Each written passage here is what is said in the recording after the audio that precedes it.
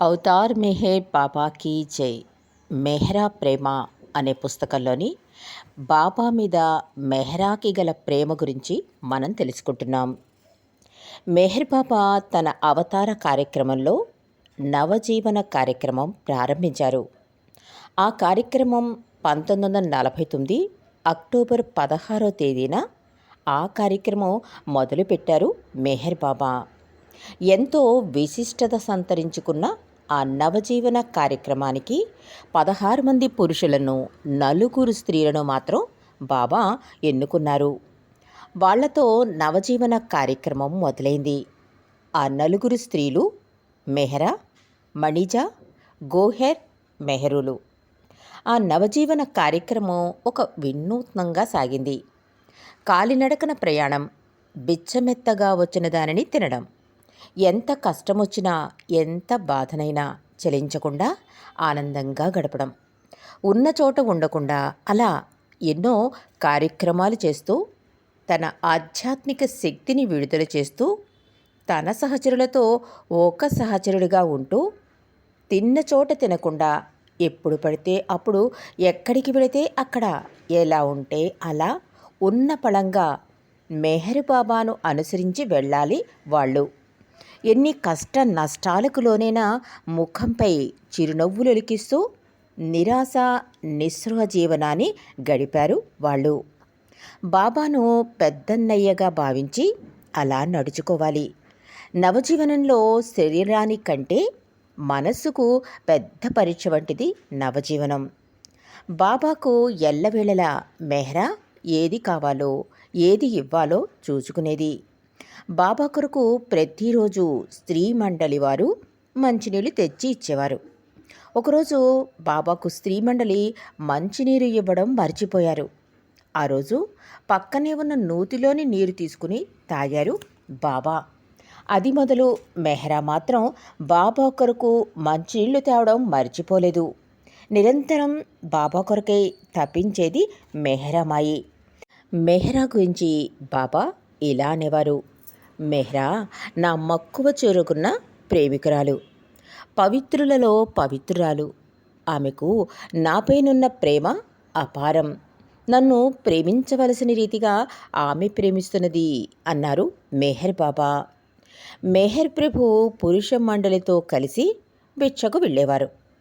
భిక్షకు తీసుకువెళ్ళే నల్ల సంచి మీద ప్రేమ్సే భిక్షా దీజియే అని కొట్టమని బాబా మెహ్రాను కోరగా మెహ్రా ఆ విధంగానే ఆ సంచి మీద కొట్టి ఇచ్చింది. ఆ నల్ల సంచిని తీసుకుని భిక్షకు వెళ్ళేవారు బాబా.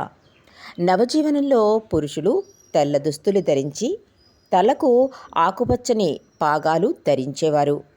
స్త్రీలు మబ్బు రంగు నూలు చీరలు ధరించి నడిచి వెళుతుంటే వీళ్లను చూచిన జనులు ఎంతో వింతగా చూసేవారు.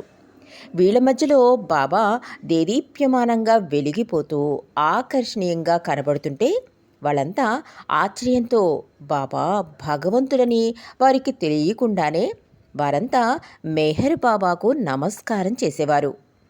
తెలియక చేసిన వారెంతో ఎంతో అదృష్టవంతులు అని మెహ్రా అనేది.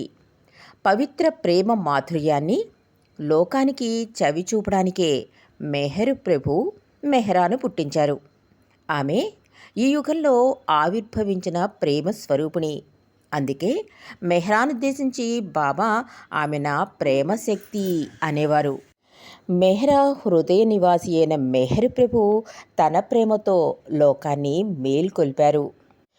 మెహ్రా ప్రేమించిన ప్రియ విభుడవు నీవు, దివ్య ప్రేమనందించిన మెహరు ప్రభుడవు, నవజీవన జ్యోతిని వెలిగించిన ప్రియతముడవు, అణువణువులో తలపించిన మెహర్ దైవం, ప్రేమించిన ప్రతి చోట కనిపించిన మెహర్ రూపం, ప్రేమారాధనలో తప్పించిన మెహ్రా హృదయం, ప్రేమ కోసమే పరితపించిన వికసిత కుసుమం. ప్రతి క్షణం నీ చింతనలో బతికే గడిపింది. అనుక్షణం నీ ఆరాధనలో తనువే అర్పించింది. క్షణక్షణం నీ తలపులతో ఆనందమే పొందింది. ప్రేమ అనే దర్పణంలో నీ ప్రతిబింబమే చూసింది. సీత వల్లనే శ్రీరాముని ఔన్నత్యం, దివ్యత్వం, పరాక్రమం, లోకానికి తెలిసినట్లు మెహ్రా వల్లనే మెహర్ బాబా ప్రేమతత్వం, విశిష్ట వ్యక్తిత్వం, ప్రేమ వైభవం, దైవీ ప్రేమిక సంబంధం జగతికి తెలిసింది. మెహ్రా ప్రేమ శక్తి వల్ల మెహర్ బాబాను ప్రేమావతారునిగా ప్రేమిక లోకం ఆరాధిస్తోంది. నిజానికి అవతార పురుషులు ఎప్పుడూ శక్తితో కలిసి వస్తారు. అంతటి దివ్యమూర్తి అయినప్పటికీ తన శక్తిని మరుగుపరిచి ఎవరు గుర్తించలేనంతగా ఒక సాధారణ స్త్రీలాగా అత్యంత అద్భుతంగా తన వంతు పాత్ర నిర్వహించి బాబా చెంతకు చేరి సపర్యలు చేయాలని సంకల్పించుకున్న ప్రేమిక శిరోమణి మన మెహ్రామాయి. అవతార్ మెహర్ బాబా కీ జై.